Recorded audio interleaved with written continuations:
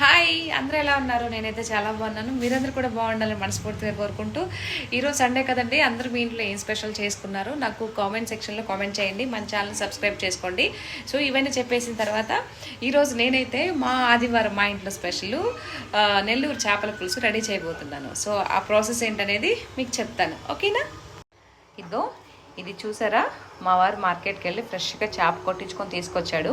So అందులో పసుపు, కారము, తర్వాత ఉప్పు అన్నీ వేసేసి, సో మామిడికాయలు ఏంది నెల్లూరులో చేపల పులుసు లేదండో, ఇది మటుకు గుర్తుపెట్టుకోండి.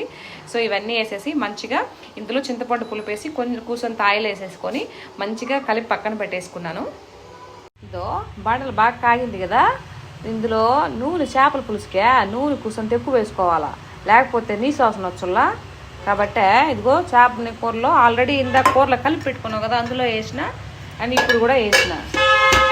దీంట్లో మనం ఏమేమి వేస్తామంటే అన్ని కూర్చొని చూసి జాగ్రత్తగా నేర్చుకోండి. దీంట్లో మెంతులు, జీలకర్ర, ఆవాలు, బాగా చితగ్గొడ్డని చేసిన తెల్లగడ్డలు ఒక 4 పాయలు తీసుకోండి. కరివేపాకు కోసం తీసుకోండి. ఎర్రగా ఉండేటువంటి ఎండుమిరపకాయలు. సో నూనె కాగితే ఎన్ని దాంట్లో పడేద్దాం. నూనె కాగుల్లా ఏం దాంట్లో వేద్దామా చూడు. సో దాంట్లో వేసేసాను కదా. ఏంది అటు చెప్పాను అనుకుంటున్నారా? నెల్లూరు స్లాంగ్లో చెప్తే మీకు ఆనుద్దనే అటు చెప్పినాలే, ఏమనుకోబాకండే. సో మొత్తానికి మీకైతే నెల్లూరు చేపల పులుసు నేర్పిద్దామని కదా నా కష్టం అంతా. అదన్నమాట. సరే, ఇంకేంటి విశేషాలు? మీ ఇంట్లో ఏం కూర చేసుకున్నారు ఈరోజు? నేనైతే చేపల కూర చేస్తా ఉన్నాను.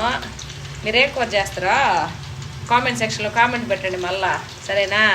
ఈ చూడా చిటపట ఎట్లా అంటూ ఉంటాయో.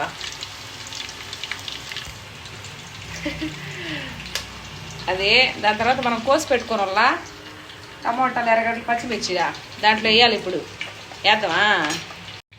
ఇంకా వేసేస్తా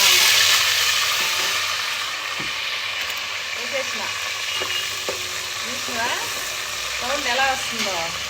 అంతే, బాగా కోపంగా ఉండే వాళ్ళ మీద కూడా ఇలా పోయి మాట్లాడి జోకులు వేస్తే ఇలాగే నా నూనెలో మిరపకాయలు, ఎర్రగడ్డ అయితే చెట్టపట అంటారో అట్లనే అంటారు కదా.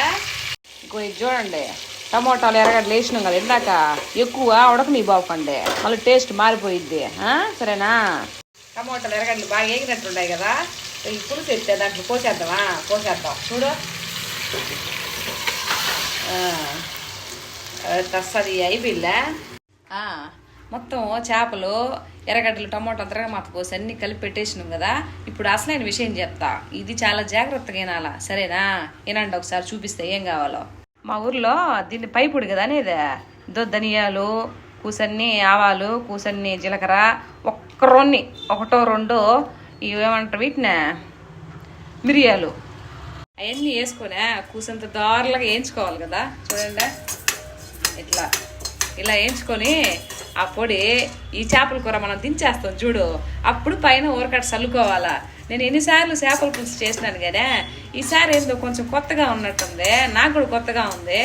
చూసే వాళ్ళకి మీకు ఎట్లా ఉంటుందో అది చాలా బాగా అయితే వస్తుంది అనుకుంటా ఉంటాను, ఎందుకంటే కలర్ఫుల్గా ఉంది కదా కూర. అది ఓకేనా? చూపిస్తాలే. ఇదిగో చూసారా, పొడి కూడా రెడీ చేసేసుకున్నాం అనమాట. చేపల కూర మొత్తానికి పొడి మెయిన్ కదా, ఇది లేకపోతే అసలు కూర బాగానే ఉండదు. అదే సరేగానే, నేను మిమ్మల్ని కామెంట్, షేర్, సబ్స్క్రైబు అవన్నీ అడగలేదని పోతే ఫీల్ అయిపోతాడారంట కదా, అందుకే సబ్స్క్రైబ్ చేసుకొని అడుగుతా వాళ్ళ మిమ్మల్ని ఛానల్ని.